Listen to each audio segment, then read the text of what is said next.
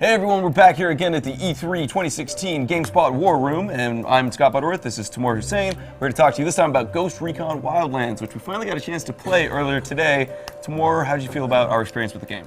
Not too great. It left me wanting a lot. I think the big issue we have is that it doesn't seem to have very many mechanics. That it's a pre-alpha game.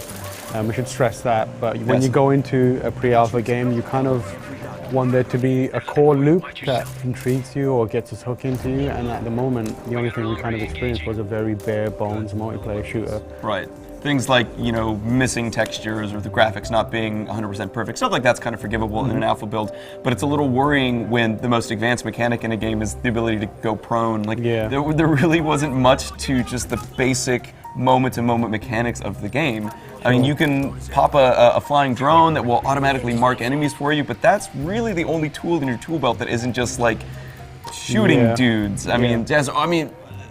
Tell us a little bit about the mission that we went on today. So the mission we went on, it's obviously Wildlands takes place in this vast open world, and it is huge. A lot of it's barren, but like that's the whole shtick. It's like you get this massive world and you go around. Tons of vehicles. Yeah, loads of vehicles. You use it to get around. So we started off on like a mountaintop area and infiltrated a little village town or something like that. And there was one guy we needed to capture and grab some intel off, and he was surrounded by some goons. And there was 4 of us playing, and we each highlighted one of the enemies to take out on the count of 3. We did that.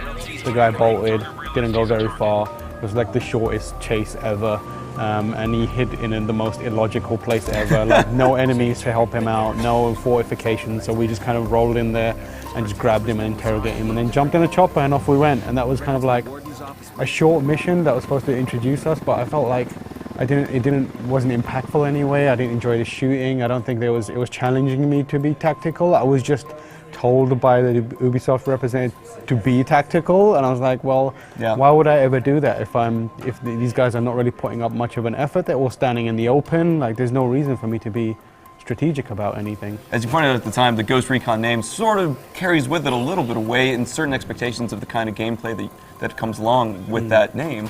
But yeah, none of that was really in the game so far, and even the core shooting was, not super satisfying at the moment. It all felt pretty light. I remember at one point getting shot and just not even really feeling threatened, just feeling confused by like, where am I even getting shot from? Exactly. There was no real tension to the moment-to-moment gameplay. Yeah, and it's surprising because that's something they've worked out in a lot of their other games, and Ubisoft is a company that shares a lot of their ideas throughout their teams and projects, so it's not like we saw anything from Division in here.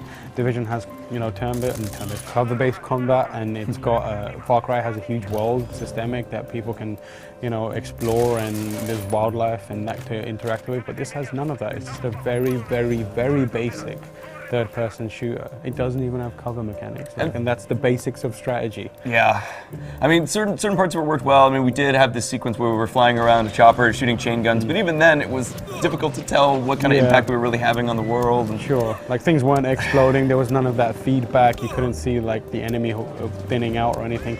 It just felt like we were pummeling this area full of bullets and not doing much at all. Yeah, not really seeing much of a result in any way. And I mean, again, to emphasize, this is just an alpha build, so there's plenty of time for the game to improve, but it is a little disappointing after this full year of waiting, after having learned about the game last year.